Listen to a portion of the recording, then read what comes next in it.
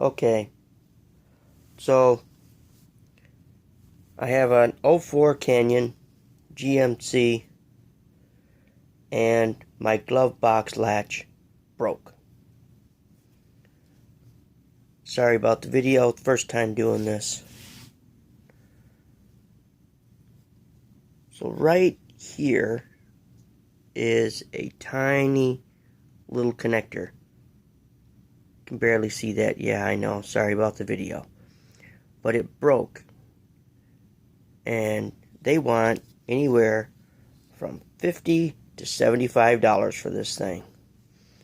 So I got a little ingenuity, and I thought to myself, maybe I can fix this myself. So I grabbed a zip tie. And I was thinking to myself, maybe the zip tie will work to hold it in place. So what I did was I took it on many different angles, and this was the one that seemed to work the best.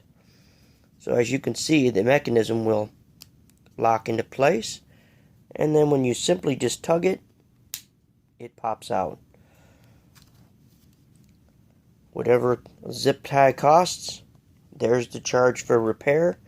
Cut off the length and install it. Thanks for watching.